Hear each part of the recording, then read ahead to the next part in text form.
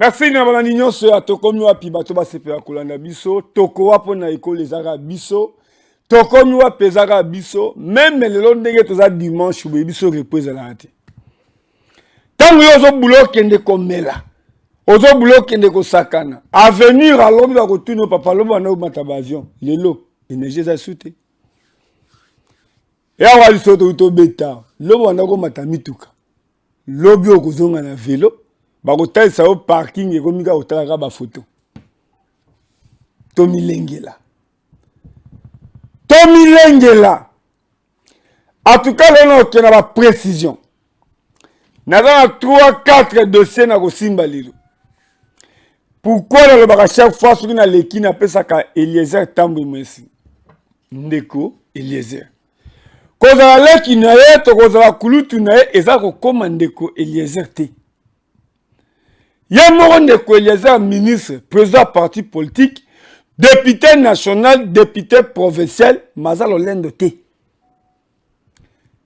na memi bandeko na ngai oyo bazalaki na komba bakombata je cite le nom Abdul Stani Charles Nana Mitterrand Naya Monakoli mais Monakoli a dit que ndeko Eliezer azaka ndeko toyebaka na marche te so yo moto ndeko Eliezer azwi yo totambola tozala nsima na ye toatindaka yo okomi lolendo omilingi te ozomona ye moko azokumba mutuka tangelanga lo elobi kokomi ministre okumba mutuka te to okomi ministre okoservir bato te professeur Mbikai grand professeur ordinaire ma azoservir azolamba azosala misala tomona Kabila awa que ce soit nenga escroka biso mboka kaza congolais mais toluka mboka na eto hôpital abotama toyeba te mais Kabila dirige biso 18 ans na pouvoir mais Kabila elo zoluka ka azonga tire niveau ka kosimba banduki komi bomba ti Kabila kangi photo na ba connaît inanga Kabila abosani ki attaque ancien président attaque sénateur à vie loi elobi boy moto aza mwana mboka soka sanga na bato bazobundisa mboka ye pa komi rebelle Kabila abosani place wana mais Kabila comme président faut ba livre faut ba dictionnaire ay ba pe loi ya mboka yango batika ye na titre qui concernant sénateur à vie mais yo pour comme sénateur faut postuler ba député provinciaux ba voter yo pas comme gouverneur il faut postuler ba député provinciaux ba sa nini ba voter yo mais Kabila ba tikaye sénateur à vie yango na lobike le lendo et fout à rater lelo tout le monde commence à regarder ndeko Eliezer azala boy ndeko Eliezer aya boy kotala engagement ya Eliezer Tambwe détermination azokota même na ba département o eza ya yete attaque azana mbetali sécurité talet image oyo aza chef coutumier te aza mosali bilanga te mais koyokaka mbela ya bato basalaka bilanga na Bakongo ye moko akoti zamba ayeba environnement isika oyo bato basalaka bilanga nzinga eza ndenge nini eza akomi testeur à courant to nde basali bilanga bazala testeur à mabele lokola télévision eza radio te yo lali yo ozomela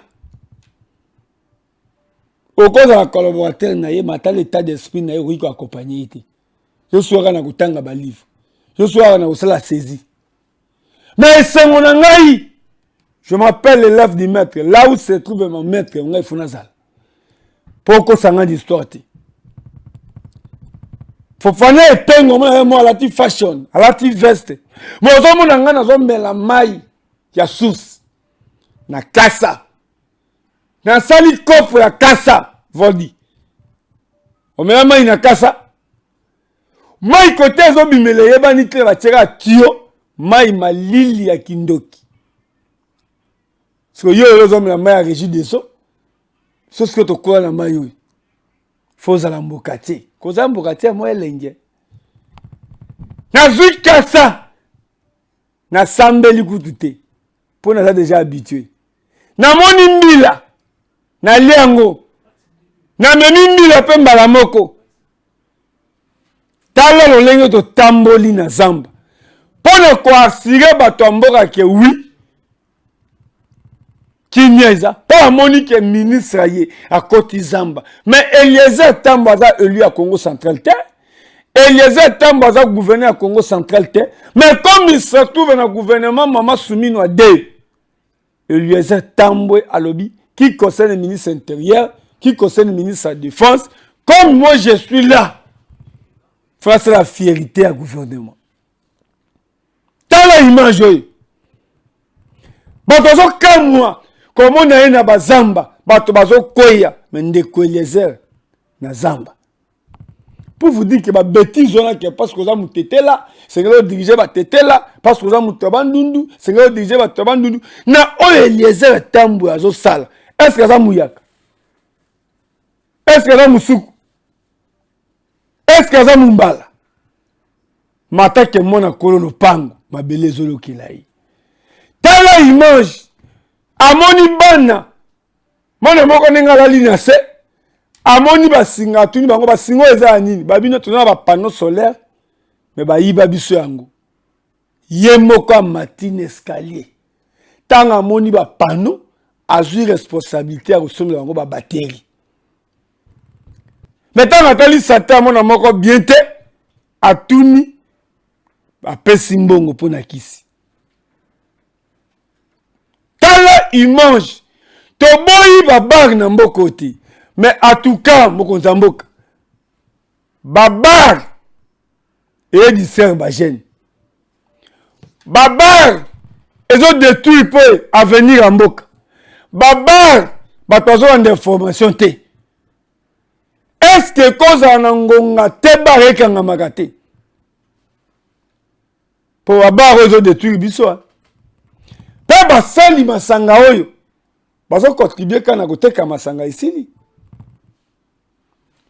parce que masanga ezo détruire jeunesse na moni na limité résidentiel bana ba 13 à 14 ba meli soki masanga mo soki bakangaka likofi soki ni après comme la 4 casier basali désordre moko impossible bato bazoki na révolution na limité résidentiel moto alonga l'état azalaka te mais ekomi kotai sonde bato balongi l'état bazali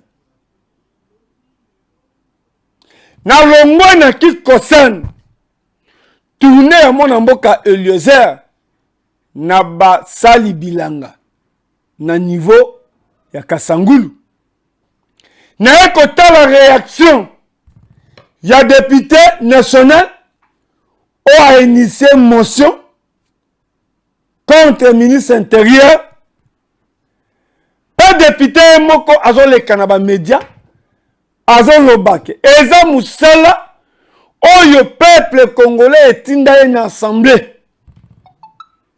nde na tuni na ba UDPS ba combattre à UDPS UDPS eza créé na docteur Etienne Tshisekedi wa Mulumba moto abo deux poids deux mesures moto abimisa slogan le peuple d'abord est-ce que vous avez fait lelo vous avez une vision il y a Etienne Tshisekedi to vous avez une vision na bino moko Etienne Tshisekedi atikela biso mutuka nini ya lix na lupango Etienne Tshisekedi atika lix nini pour Tshisekedi oza ko intéresser sur le peuple d'abord maintenant automoni parce que député national abengisi ministre na par rapport aux ezoleka na Kinshasa ça kotia aux ezoleka na ba province là je parle même d'abord qui concerne Sankourou na Lodja ministre honoraire député national honorable Asselo na lingi bolanda maloba na ye là excellence Jacquemain le ministre intérieur mais ba interdire député national a que vacances parlementaires na mboka na ye na village na ye ba individu ba pekisi akoma na village na ye mais ministre intérieur azali na lingi bolanda maloba ya excellence honoraire ministre intérieur ya kala pe député national ya parti au pouvoir yango alati même écharpe ya IDPS honorable Aselo Alobini. Ce petit village qui est ici. Donc c'est sérieux, je dis bien c'est sérieux. C'est sérieux. Et alors, moi, je n'invite pas les jeunes gens de mon village ou de mon groupement à faire quoi que ce soit. Mais moi je suis sur la route principale qui vient de Kinshasa et qui va jusqu'au Rwanda ou en Ouganda. Moi, ici. Alors, quand la CCI fait ça, mais je ne dis rien. Parce que c'est mon secteur, parce que c'est mon territoire, ma circonscription électorale, Lodja. Si les gens vont continuer comme ça, et que l'État ne prend aucune disposition pour régler cette question ici, pour arrêter la bêtise créée par la CCU, et à Kondochumbe, que les Lodjasiens appellent aujourd'hui, je suis désolé de pouvoir le dire. Je suis désolé de pouvoir le dire parce que moi j'étais ministre de l'Intérieur. L'ensemble du Congo, je le porte. Mais quand j'entends les gens dire du secteur de Kondochumbe qu'il devient l'Ituri du Sankuru, je suis désolé. Je suis désolé. Et la CCU veut amener ça au Congo. Après avoir créé un drame à Mbamangé. Nos enfants sont dans des forêts à Mbamangé. À Mbamangé. Nalongona. Député a initié une motion par rapport à Zolek. J'ai été mandaté par la population pour pouvoir défendre sa cause, parler à sa place. Lorsque la population a des problèmes qui nécessitent la solution, ce n'est pas tous les 100 millions de Congolais qui viendront s'exprimer. Ils passeront par leurs représentants que nous sommes. Il y a dans certaines villes, comme chez moi, qui sont gagnées, où la population elle-même me dit, honorable, notre espérance de vie est de 24 heures. Parce qu'ils savent qu'ils montent au lit et ne savent pas s'ils vont se réveiller le matin. Et en forme, et en vie. Si les braqueurs ne passeront pas pour venir les terroriser et tuer certains. Avant, quand je suis venu ici, vous le saviez, j'étais président de AVRP, le parti cher à Moïndo Nzangi. Oui, absolument. Étant donné que mon initiative n'a pas engagé le parti, je voulais laisser les partis en paix pour que le parti ne subisse pas la pression que je suis en train de subir actuellement. J'ai dit, j'assume, j'endosse toute ma responsabilité.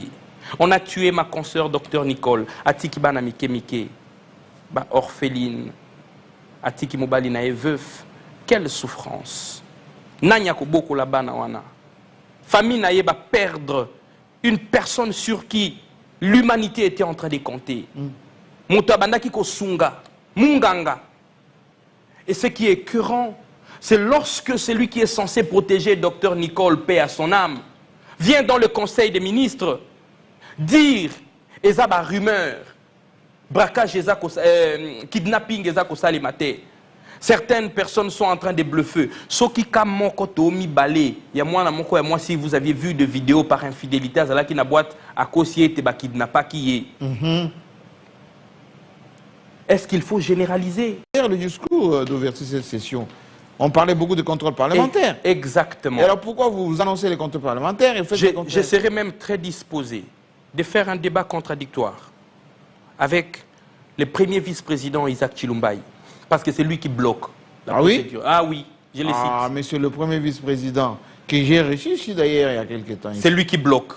Et les signataires m'ont demandé de dire au bureau, si vous n'alignez pas ces questions, prenez-en toutes les conséquences.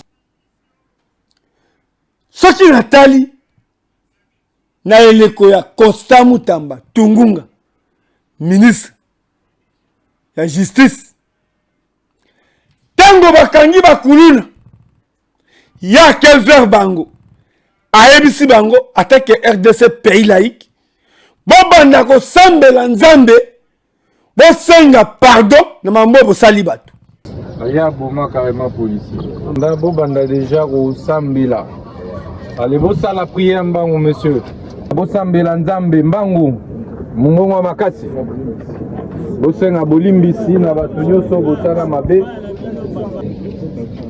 bato boboma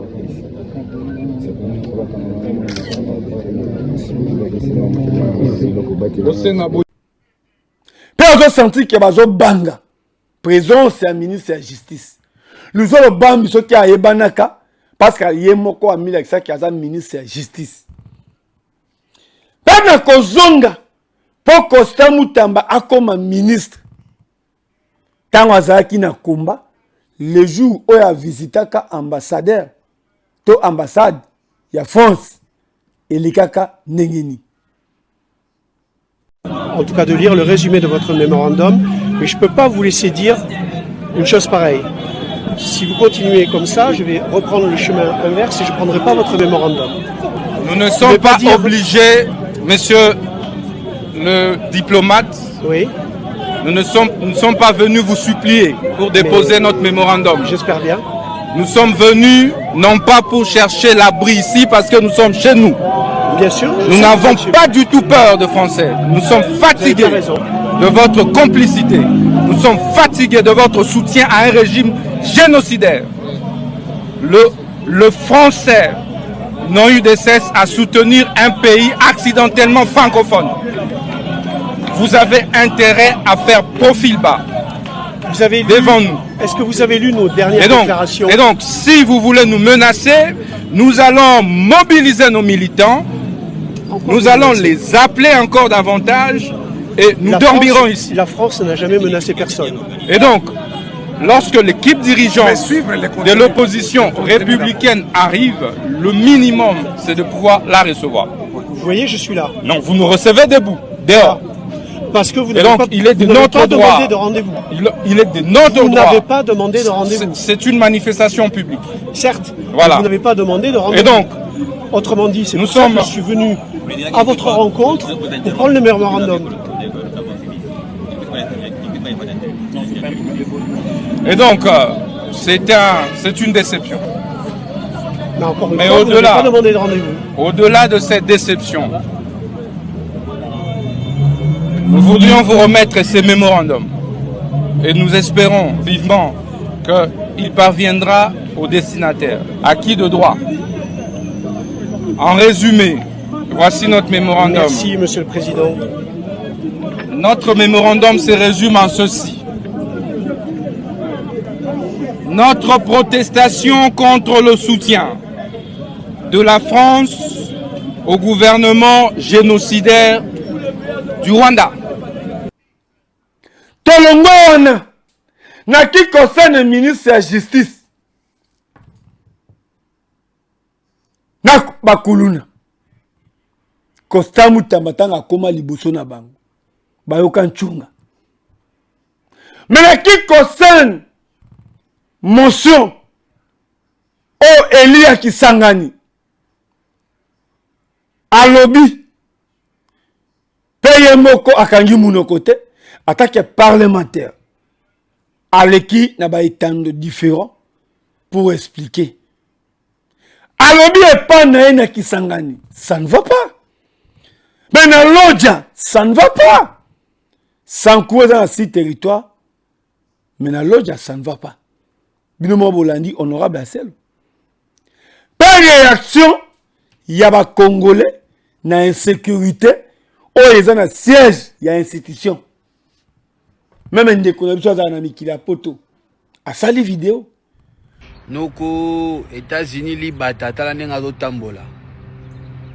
États-Unis libata na parking ya hotel. Oh na gisasa. Basilani na e déjà. Tala États-Unis tala libata nenga do nanana. Na gisasa ero si basilani na e sadi ero akisoki buyo e soki ko ita soki ko tumba soki musaka awana states ayenga na ebe le canard qui yeng promenade des canards. Mais ça, barbecue, bouillon, ya moussaka ya nguba. Oh, aza Kinois Kenga. C'est nga botamina Kinshasa te. Na ekoya. Je veux dire, oh, les ça les malais, on a eu des personnes partis au pouvoir. Côté les la ba idée à ba député. Tant côté les la démocratie. Parce que la démocratie, on dit qu'il y a place yo et souki, ne yanga et bandi. Pas moto tout à ça libre. Na ba argument. Ya mutu na mutu. Mais oh, les autres, ça la malelo. Et ça vision, il y a docteur Etienne Tshisekedi, Wamulumba. Messieurs et dames, bonjour. Je viens à travers cette petite vidéo Koloba un mot sur ce qui se passe à l'Assemblée nationale, Makambo, motion de défiance contre le ministre de l'Intérieur, Jacquemain Chabani. Je ne voulais pas en parler, c'est parce que mes abonnés m'ont dit de parler. Yango nazoya, par respect na ba abonné na ngana zolo ba emo. Mes amis, ngana za na Sony. Nazarana Sony ya Koloba que nous sommes de l'IDPS et nous aidons le président de la République. Nazarana Sony ya Koloba Makambo. Tu sais qu'il vient au pouvoir le 24 janvier 2019. Bandawana Tilelo, ministère de l'Intérieur Zalaka na IDPS. Vous savez pourquoi? C'est parce que le ministère de l'Intérieur y a une de sécurité à Mboka. À quoi qu'on peut s'en à côté, on na IDPS lui-même et l'émanation de l'IDPS. Mais nous de l'IDPS, on aide le président de la République. C'est ça la question à se poser. Est-ce qu'on Banda Kankonde, ministre Kankonde, Aselo, Kazadi Peter, Lelo Jacquemain Chabani, tous ces gens ici sont des l'IDPS. Mais qui a fait au moins quelque chose pour aider le président de la République? Zéro. Là, il faut le dire. Zéro. La réponse, c'est zéro. Mais aujourd'hui, là, parce qu'il y a une motion, chacun commence à tirer les draps de son côté. Nous benga. Il y a un truc là qui circule aux réseaux sociaux. Je ne sais pas si c'est vrai ou faux. Il y a commis belé, mais je vois une photo qui circule aux réseaux sociaux. Message Oyo, l'ancien ministre de l'Intérieur, Peter Kazadi, qui est de l'IDPS, Azo Tindela Kabatu, Abenga Batu, Baya Basa la marche pour soutenir la motion contre Jacquemain Chabani, qui est aussi de l'IDPS. Et ça, Sony. Aujourd'hui, Bissou l'IDPS, est-ce qu'on peut dire qu'on a aidé le président de la République? Pendant que Tshisekedi nous donne le ministère de l'Intérieur, le ministère Yamoune n'est pas tout carte, parce qu'il y a un monde de sécurité à Mboka. T'as la Sony, Tozoyo qui s'est mokonza Mboka, Bissou l'IDPS. T'as la Sony, Bozoyo qui s'est hiérarchie à partir de Bino, secrétaire général qui s'est Kabouya, qui vous sert à servir Bino, Bissoté, à servir Bino. Mais quand tu as des problèmes, quand tu as des motions, là maintenant aujourd'hui, là on me dit que Jacquemain est en train de recevoir tout le monde, il reçoit des appels. Moi, Calvin, ce que j'ai dit ne m'engage que moi. Nako bengaka ministre intérieur Jacquemain Chabani te, et puis nako soutenaka yete. Nako salangote. Ça c'est marcher sur les droits des autres. C'est marcher sur les droits des autres. Tant ozawana, ozoye babatute, on t'appelle, tu ne prends pas. Quand il y a des questions à répondre, tu ne réponds pas. Aujourd'hui, parce qu'il y a une motion, il faut bien soutenir. Moi, je suis juriste, monsieur, je ne peux pas soutenir. Soutien Wanate. Je ne peux pas le faire. Vous êtes en train de vous entretuer vous-même. Si aujourd'hui Peter Kazadi est derrière ceux qui sont pour la motion, c'est que Abosani qu'il est de l'IDPS, Abosani que Jacquemain est de l'IDPS, Abosani que nous sommes là pour servir et aider le président de la République, à quoi qui sa vision naïe, à quoi qui sa neuf piliers au Yalobaka le 24 janvier. Bande konanga, Sony. Bato bazo kufa tous les jours à Kinshasa. Kinshasa est un bassin à institution parce que awande pouvoir est vendu, gouvernement est vendu, ma camion c'est ça aw. Bazo boma batu comme pas possible à Kinshasa pendant que le ministère de l'Intérieur est en IDPS. Banda Tshisekedi comme président de la République. Et ça sonité. Bazo boma batu. On prend Moutou Babomi na hôtel, on traîne les corps, bako tsango na ascenseur, bakiti sango, bakeko boka na sima Béatrice. Pendant tout ce temps, la sécurité est Mboka et Zalaki Wapi. Qu'est-ce que vous pouvez nous dire? Est-ce que vous pouvez dire aussi un jour, vous pouvez avoir le courage là de dire que nous avons servi la République démocratique du Congo? Est-ce que vous pouvez dire que vous aimez le président de la République? Dans la Sonia Modelo, à l'IDPS, il faut nous produire, on nous produit que des sextapes, on nous produit des bêtises, c'est tout ce que l'IDPS peut nous produire. Mais pour faire quelque chose, on est comme ça, qui va accompagner le président de la République, zéro. C'est ce que j'ai toujours dit. Excellence, monsieur le président de la République, tous ces gens ici, ils sont là pour les intérêts. Balinguyote, un jour ils vont sauter.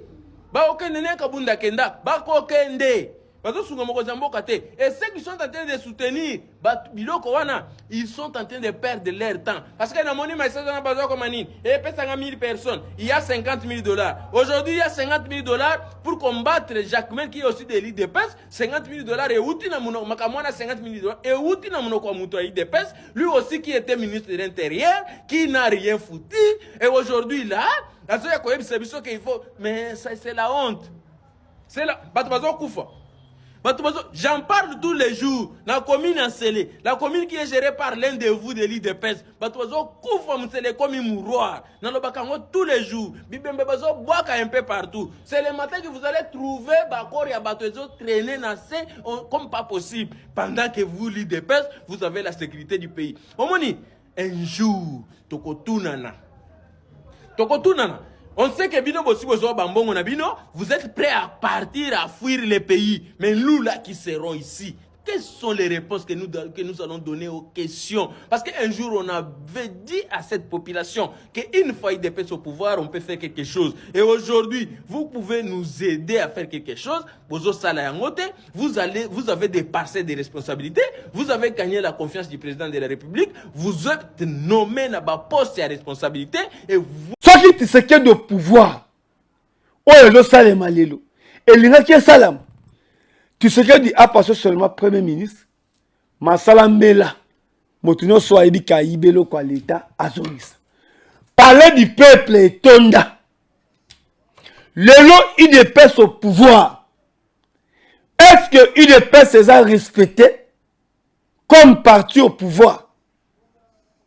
Oh, tozo vivre et ça théâtre tout ça que biso ne tourne biso que ça fait mal.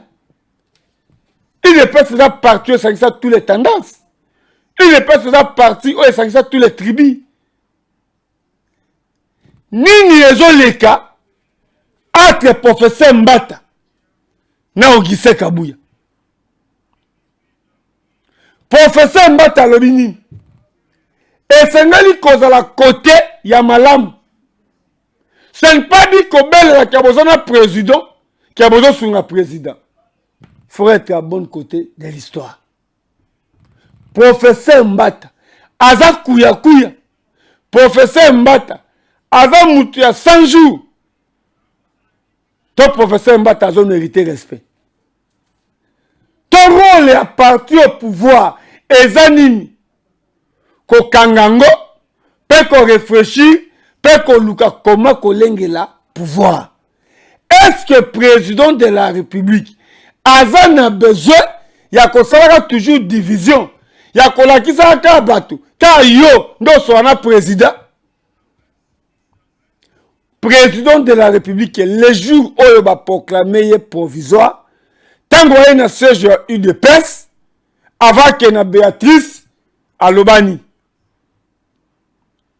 À Lobani, avant le sous sur la partie UDPS, c'était, avant président de la Congolais, ils ont MLC, ils ont la Mouka, ils ont PPD, avant président Congolais, maintenant, ils ont l'Obama, ils ont UDPS.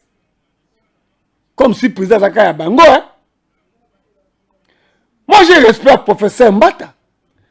Transition ça, Kabila, c'est professeur Mbata à l'époque. Neko Eliezer, journaliste. Je sais combien de fois va passer là ma conférence. En Europe. Quand les journalistes engagés. Je me rappelle à l'époque, quand Papi Temba, Azofenga, professeur Mbata, Kaza, professeur à tweet. Combien de politiciens ont tweeté à l'époque? Quand Papi Temba, même une émission Papa Molière, a critiqué professeur Mbata, qui avait professeur à tweet, Bino Bozolo Balelo, Bozala Kawapi.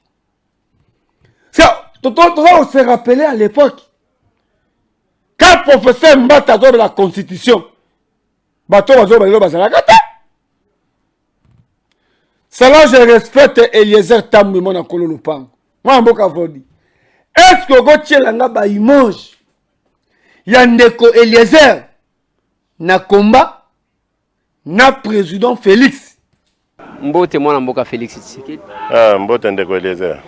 Avec déploiement wana bakosala, est-ce que ozomona lisusu ke objectif ya ko faire partir Kabila au plus tard le 31 décembre de cette année, donc dans quelques jours, est-ce que Kosimba? Mais eloko esalemaka 100 fois et koki samate. Donc biso toza na foi, tozo continuer. Ce qui est samité, c'est que nous avons décidé de l'embatter, de continuer même après le 31. Biso objectif na biso Kabila à Longwa. C'est ça. C'est tout. C'est ça le problème. Voilà, mon mboka Félix Tshisekedi, depuis un certain temps, c'est l'appel à l'unité de l'opposition. Absolument. Total abino boye na sima ya pasi na yo pasi nanga photo poa porte fongwami Félix Tshisekedi Mbusa Nyamwisi Vital Kamerhe Moïse Katumbi Dr Mungana pour les MLC ezanini bozo zongela eloko wana oyo ya pasi nanga pasi na yo ezwate to ezanini. Mais ngana ko répondre na motuna. Soki nga na lobby Kabila il faut akende.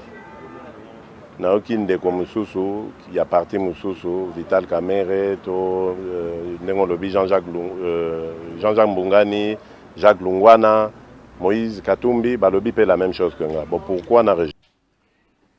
Parce que encore lelo, quelqu'un peut se réveiller un bon matin parce qu'il s'est retrouvé ministre depuis Kojo Tilelo à mon akende les airs azo mérité. Comme César Cadeau. Il y a un enseigné d'abord mon nom qu'a volé. Au tient ce plateau to comme wapi. À l'époque, na Toumaloubaï, na RLTV. Azaki alimenté à Kidimie. Il y a une émission 7 face au public, face aux populations congolaises. Émission 7 soutien à Etienne Tshisekedi wa Mulumba. Au comment on a Albert Moleka, directeur cabinet Etienne Tshisekedi. Au comment on a wana ndeko na biso o babukaka lokolo na bandali. Là on Congolais na ba mituka. A commis danger. A bosali to komi wapi. Tanga zo tango ba beki lokolo egumba marate. C'est to komi wapi à l'époque dans ezolobelayi. Parce que le batoko sakana Eliezer Tambwe. Tout à côté Eliezer Tambwe auti. Pe à l'époque yo zalaka nani. Même mutuka, ozawa na mutuka ni. Ozawa bato combien na sima na yo. Mais ndeko Eliezer azalaki mwana kololo pango. Même tanga azo tanga na ipen. Azalaki ndeko Eliezer. Polo omi ko critiquer professeur Mbata. Mais na lobi ka Papi Tamba azo critiquer professeur Mbata. Qui est tweet combien de politiciens congolais ou bien combien de ministres aujourd'hui on va dire tweeter à l'époque. Même une élection, quand on va salir équipe à Capone na niveau de diaspora, je cite honorable Jean-Marie Lukulas, honorable Eliezer Tambwe, honorable professeur Mbata, aujourd'hui coordinateur Union Sacrée. Bakende ko faire la campagne na diaspora. Pourquoi bazwa kiote? Oui. Parce que là on a fandi quelqu'un blague avec Eliezer Tambwe. Tant quelqu'un ko faire la campagne na diaspora. Soka mérita quitter. Soka zaki na pote alingaka kendeta.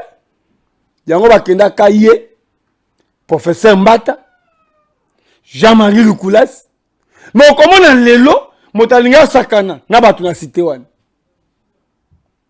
Wa? Yango na sengia voldi. Tela biso histoire. Tokomi wapi o lelo lobby ezalaki ndengeni. Fofana wazo loba lelo azalaki lobby ndengeni. O kaba photo ya plateau tokomi wapi ndeko Eliezer na micro ya chocolat, micro ya orange. Pas au sakana batu. Parce que nous avons mis la nomination. Tant nous avons une nomination, au Sahagi Nanda. Résidence sous Kosomba. Nous avons tout la question. Lelo UDPS ya lelo. Même maman Marthe aza fière. Na souci ya mobali na ye. Je vois UDPS en 2011. Et j'ai un 2000 donga la tiemi tuka. Comment bato bazo kende ba Congo pour bazo de la Tshisekedi auta mbujimai akita ba Congo. UDPS sangisa ba tribu tout. UDPS sangisa ba langue tout. Lelo UDPS au pouvoir. Est-ce qu'on a besoin de kaka yono kuta na président? Nini ezo leka atre Ogise Kabuya na professeur Mbata. Ogise Kabuya a dirigé UDPS à l'intérim. Professeur Mbata est coordonnateur de l'Union Sacrée. Union Sacrée est le président de la République. Ndabo moni ba président ba parti politique ba eko adhérer na vision ya président de la République. Il faut que ça la différence ya Union Sacrée na UDPS, différence ya Union Sacrée na MLC, Union Sacrée na parti politique ya yo. Quand on cite 13 parlementaires, ils ont ba kambi. Ba créateur ya UDPS. Ba to ba lelo, ba ba kolo UDPS c'était. Quand on parle de l'UDPS, il faut aussi respecter même Bana, il y a des parlementaires. Il y a 13 parlementaires. Pour l'UDPS, c'est comme le rond de la famille Mokoboui. L'UDPS, c'est comme le rond de la bateau Mokoboui. Quand aujourd'hui, maman Marthe se retrouve à sa organisation, association à ma veuve, parce que l'UDPS, ils ont parti où ils ont la bateau. Les UDPS au pouvoir, journée Tokokoya, journée uniquement internationale, il y a considéré biso ba héros. Bato ba koufé la UDPS. Journée Tokokoya, bon expliquer jeunesse, baeba, UDPS et Uta ndengenin. UDPS et Salama ndengenin. Banani, oh basangisa ba idée, to motoya na idée nani. Pour UDPS c'est bateau. Il est pas ça 13 parlementaires. Bah c'est la histoire. Toujours ni bato ba koana UDPS ba pang de la constitution et règlement d'intérieur. Il y a UDPS et lobby nini. Et ça a combien d'articles? Non moi le congrès UDPS. Congrès il y a UDPS où est ça dans siège. Où est le ministre président Félix est président à UDPS. Comment bazo luka stati ya koluka? Pour la tanga, pour la la vote, il y a président. Baluka stati ya koluka. Même aujourd'hui, combien il y a battu à UDPS, au bazana stati, il y a UDPS. C'est important. Bato bazana ko adhérer dans UDPS. Mais c'est nga bato ba yeba école, il y a parti, ba yeba UDPS ça créé na nini. UDPS c'est le cas ba étape nini. Baza qui 13 parlementaires, baza combien au baza vivant, baza combien au bakoli. Et ça histoire ya koyeba. Professeur Mbata na Ogise Kabuya, ba weli nini. Professeur Mbata zo diriger Union Sacrée. Union Sacrée eza eloko ya nani. UDPS eza eloko ya nani. Yango na kotiela bino. Maloba, il y a professeur Mbata. Maloba, il y a Augustin Kabuya. Pelelo, moi je me rappelle.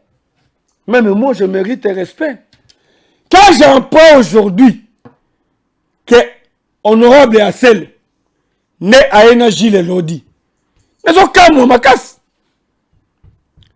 Honorable Assel à quoi Énergie le Lodi comment? J'ai Lodi candidat indépendant. Na Sankuru, Fofana et Penge, le seul et unique chargé à communication. Tokenda Ngaina Manix, candidat UDPS, Ezaki Nobel Yamba Yamba.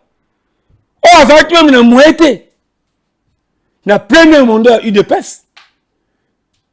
Nobel Yamba Yamba, je cite, Ezaki candidat ya UDPS.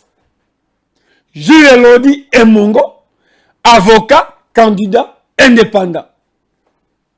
Pas mon toit qui chargé à communication. Il y a Gilles Lodi et Penge Fofana. Manix Kembolo, Ndazalaki, monteur, caméraman. Pas tant que j'ai a gagné l'élection.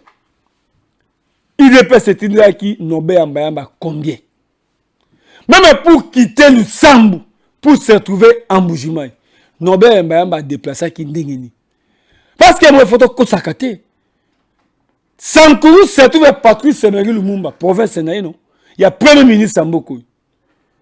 Pépère Denis Kambi Sankourou. Premier parti politique dans Sankourou, c'est CCI. Partout est installé officiellement. Ils ont CCI. IDPS, depuis du pouvoir, IDPS a Tongini na Sankourou. Lumumba-ville, à Nyanya. 145 territoires. Na Sankourou, na 6 territoires à Sankourou. Batongini.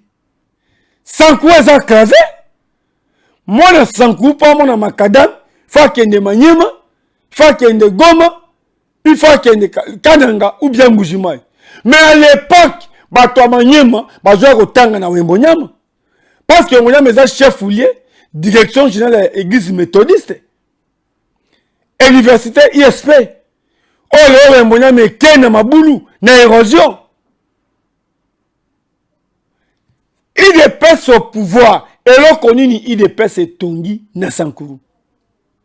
Le jour président commande en Lodja, président Lobaboui, Analengo Moyoanyu, Ngai Félix Antoine Tshisekedi Tshilombo, Nazana mois dur na Sankourou, parce que maman, o aboti maman nanga, azamutetela. Mais ba Sankourou va bénéficier nini.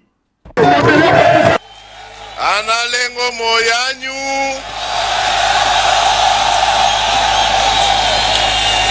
Nazane sengo makasi ya kozala kati na bino awa. Naye kotala bino na cadre ya visite officielle nazali kosala na kati ya ba province ya mboka na biso. Mbaloyo na ponaki espace Grand Kasai. Nalobaki naya kotala bandeko nyonso oya espace ya Grand Kasai. Nayende kosukisa awa na chumbe mboka ya Patrice Emery Lumumba. Quand j'entends que à Selo, na premier mandat, Azaki élite, na deuxième mandat, n'a se retrouvé élu na Sankourou. Na Lodja. Mais il y a moi baza ko pekisa comme na mboka naï. Na village naï. J'ai lodi aye UDPS gouverneur. Puis j'ai lodi à quelle élection a se retrouvé sénateur ya Sankourou, député national ya Sankourou, député provincial ya Sankourou. C'est quelqu'un respecté. Puis j'ai lodi a aussi tout na vie naïe à cause ya étude. Asa avocat. Politique écoute na mutuka. Politique écoute na ndako. Politique écoute na base. Na élection ya liboso a Gilles Lodi. Ngai na kena Gilles Lodi tozui avion. Ndolo Air Kasai to komi na chumbe. Chumbe polo lau amemie Lusambo. Ngai na zui moto ti na Lusambo. Soit qui UDPS s'est installé na Sankourou. Mokambia UDPS. A quel Sankourou combien de fois? Il y a combien de fois UDPS? Même le premier ministre a quel Sankourou combien de fois? Il faut voir comment respecter les gens. J'ai aujourd'hui se retrouve même dans le Sénat. Directeur à campagne à Samalokoni comme candidat, président, il y a Sénat. J'ai dit se retrouve président, il y a PAJ, il y a Sénat. Mais à quelle élection 3 fois? À perdre de Mbalamoko, m'a gagné 2 fois. Parce que même l'élection va gouverner autour des cagés d'Azaki élu. Même en 9 mois que Salamaki. N'a que pour la 3e fois. Gilles élu. Pas qu'il y a compétition avec 12 candidats. Dis-le-nous, on va se retrouver candidat. Naza Kutu, doit d'âge, Tango Akendaka candidat gouverneur. Parce qu'après nous Koumat, Gilles gouverneur élu. Gouverneur à l'intérieur, mais Zaki Tchabil. Yango Nakosenga, Bolanda. Après qu'on gagne l'élection, Gilles Lodi aye Kishasa, Basankoura au baza installé no Kishasa, Bayambie d'abord na association, il y a Patrice Emery Lumumba, Oezo Kambama, na colonel Fini, Akuchu, Anamongo, Père Longoana, aye na siège ya Union Sacrée, Bayambie, Alongwana aye na mise place Basankoura ba s'organisaki pona koyamba Gilles Lodi. Lelo, je ne sais pas si c'est un politicien moko vrai ou à côté les managers Lodi Mungu. C'est liboso d'abord na Kishasa.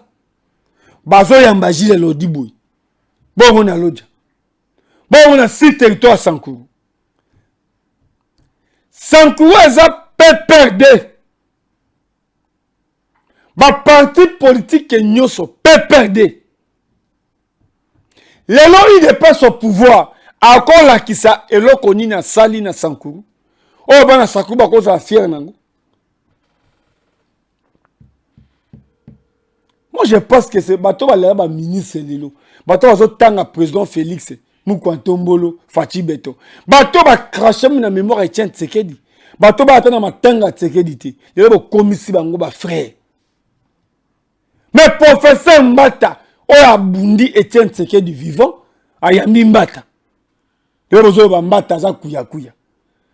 Mbata oya bundi, on a dit Mbata.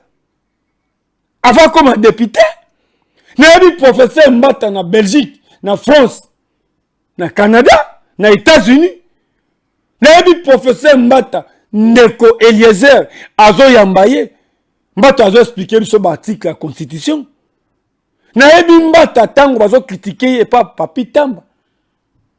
Et l'homme Mbata mutu mabe, mais Mbata a peur de boza ko embrasser bango. Ouais wana, il de pèse viva. Na ngai na salaka causerie morale na base ya parti te pour na ko dénigrer bato. Mais Nazalaka toujours opposé contre Lukuta. Lukuta nde ennemi nanga monene. Nana lingaka soki oyebi vérité. Loba yango même si ça ne vous profite pas. IDPS viva. Awa nakosenga ndeko na biso bandeko na biso technique bameka ko balancer moi image oya ndeko na biso oya lobaki ke yaza du bon côté de l'histoire biso toza du mauvais côté balancer image one puisqu'il faut to tia les points sur les i pour makambo na la victoire de Félix Antoine Tshilombo président. La victoire de Félix Antoine Tshilombo, président de la République, chef de l'État haute autorité politique de notre génération. Le candidat de Félix Antoine Tshilombo, notre haute autorité politique, gagne contre un candidat d'une coalition et de des gens qui sont du mauvais côté de l'histoire. S'il vous plaît, Botika n'a apporté quelques précisions. Je dois apporter des précisions par rapport à cette mise en scène. IDPS viva, je ne peux pas permettre que quelqu'un qui n'a rien à voir avec l'IDPS, que nous avons recruté. S'il vous plaît, je pèse bien mes mots, puisque S'il vous plaît, vous me laissez. Je ne vous ai pas invité ici pour vous dresser contre quelqu'un. Je ne vous ai pas appelé pour vous dresser contre Honorable Mbata. Je n'ai aucun problème avec lui, mais nalingi quand même que vérité batbaye bayan. Naebi, c'est bien de dire aux gens que Nana Zamutaï de presse, c'est bien beau. Nakolobake, pour aller aux élections de 2018, s'il est sincère avec vous, pour avoir même l'uniforme de l'IDPS qu'il avait contacté.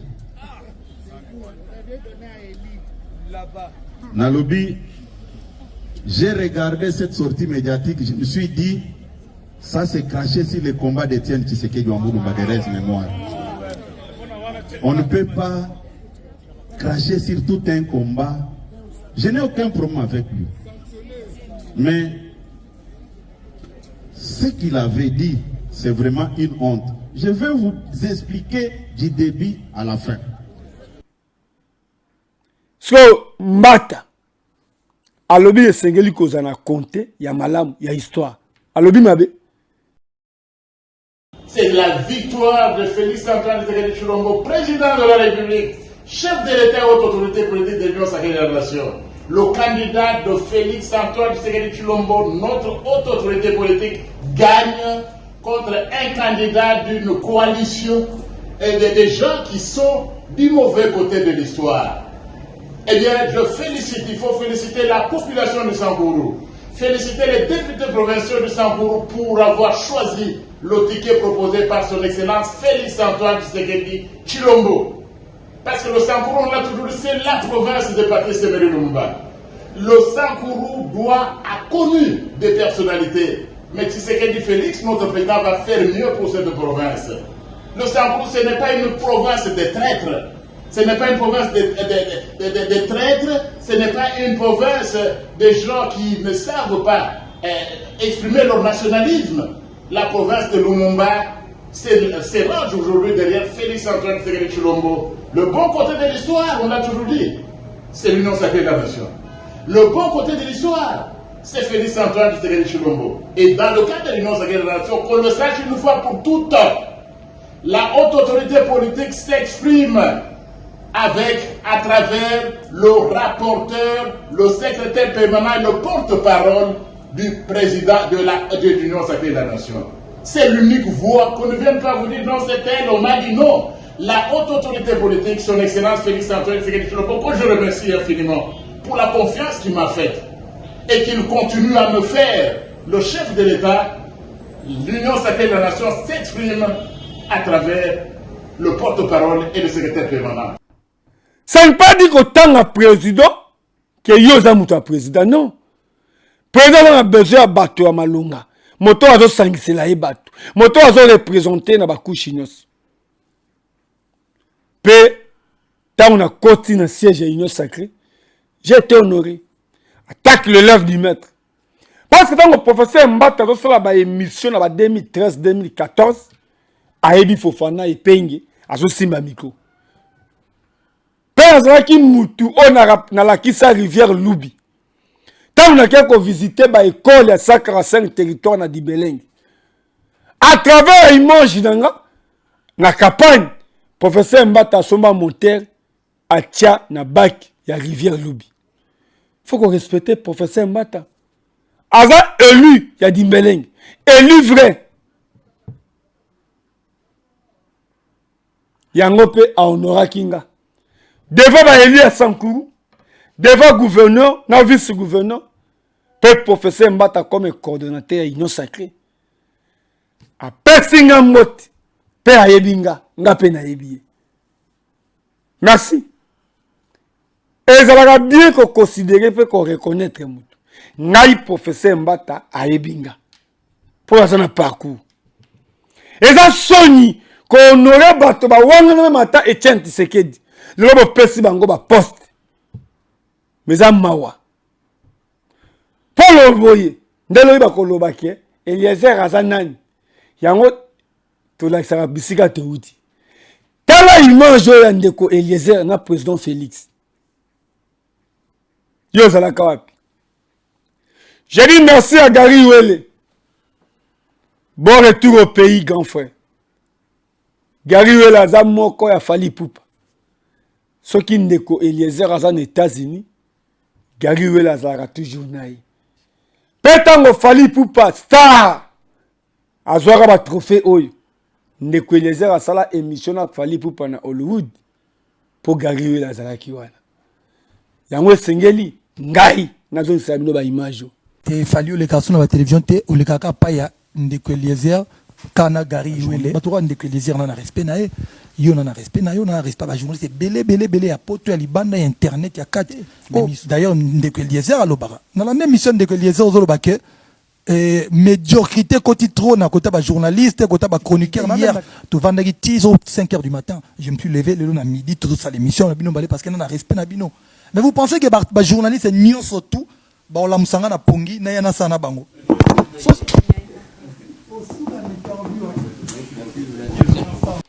image ya président Félix, image ya ndeko Eliezer na Fally Ipupa na Hollywood na Gary Wele. So inga asali yango te, nana osala. Awa président Félix na ndeko Eliezer, yo zalaki nani? Ne question. Tomoni image ya ndeko Eliezer, tomoni image ya Fofana Epei, tomoni image ya président Félix na ndeko Eliezer. So yo ozalaki nani à l'époque?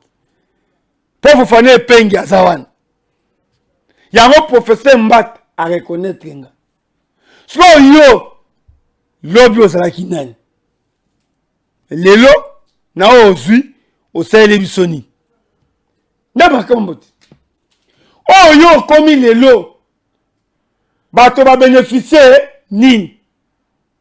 So oh tozalaki lobi lelo tozapi. To mérite boita. Oh ndeko Eliezer asalaki lobi. Na o aza lelo. Eza cadeau. Ah ndeko Eliezer na Fally Ipupa na Gary Wele. Sko yo ozalaki wapi? Ndeko Eliezer na ba marche. Ndeko Eliezer na président Félix. Peza na maloba. Yo ozalaki nani? Boko ponde pour un mois de ça la kanda. Merci.